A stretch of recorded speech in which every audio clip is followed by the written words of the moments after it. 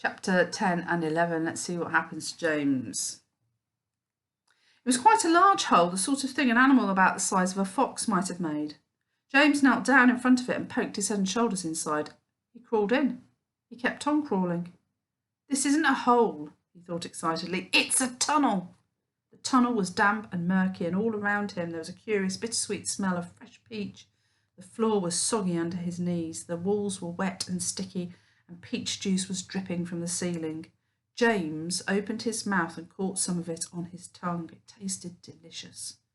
He was crawling uphill now, as though the tunnel were leading straight towards the very centre of the gigantic fruit. Every few seconds he paused and took a bite out of the wall. The peach flesh was sweet and juicy and marvellously refreshing. He crawled on for several more yards, and then suddenly, bang, the top of his head bumped into something extremely hard, blocking his way. He glanced up. In front of him there was a solid wall that seemed at first as though it were made of wood. He touched it with his fingers. It certainly felt like wood, except that it was very jagged and full of deep grooves. Good heavens, he said. I know what this is. I've come to the stone in the middle of the peach. Then he noticed there was a small door cut into the face of the peach stone. He gave a push. It swung open. He crawled through it, and before he had time to glance up and see where he was, he heard a voice saying, Look, he's here. And another one said, We've been waiting for you. James stopped and stared at the speakers, his face white with horror. He started to stand up, but his knees were shaking so much he had to sit down again on the floor. He glanced behind him, thinking he could bolt back into the tunnel the way he'd come, but the doorway had disappeared. There was now only a solid brown wall behind him. James's large frightened eyes travelled slowly around the room. The creatures, some were sitting on chairs, others reclining on a sofa, were all watching him intently. Creatures, or were they insects? An insect is usually something rather small, is it not? A grasshopper, for example, is an insect. So what would you call it if you saw a grasshopper as large as a dog? As large as a large dog. You could hardly call that an insect, could you? There was an old green grasshopper, as large as a large dog, sitting directly across the room from James now.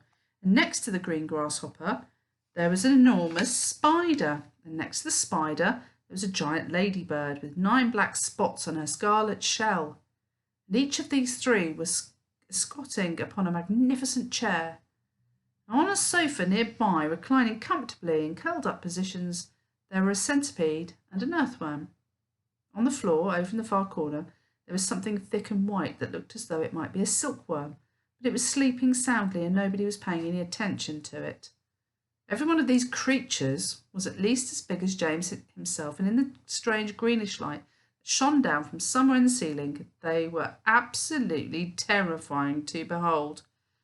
I'm hungry, the spider announced suddenly, staring hard at James. I'm famished, the old green grasshopper said. So am I, the ladybird cried. And the centipede sat up a little straighter on the sofa. Everyone's famished, he said. We need food. 4 pairs of round, black, glassy eyes were all fixed upon James. The centipede made a wriggling movement with his body as though he were about to glide off the sofa, but he didn't. There was a long pause and a long silence. The spider, who happened to be a female spider, opened her mouth and ran a long black tongue delicately over her lips. Aren't you hungry? She asked suddenly, leaning forward and addressing herself to James. Poor James was backed up against the far wall, shivering with fright and much too terrified to answer. What's the matter with you? The old green grasshopper said. You look positively ill. He looks as though he's going to faint any second, the centipede said. Oh, goodness me, the poor thing, Ladybird cried. I do believe he thinks it's him that we want to eat. There was a roar of laughter from all sides. Oh dear, they said. What an awful thought. You mustn't be frightened, the ladybird said kindly. We wouldn't dream of hurting you. You are one of us now. Didn't you know that?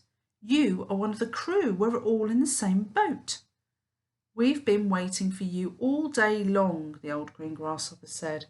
We thought you were never going to turn up. I'm glad you made it. So cheer up, my boy, cheer up, the centipede said. And meanwhile, I wish you'd come over here and give me a hand with these boots. It takes me hours to get them all off by myself.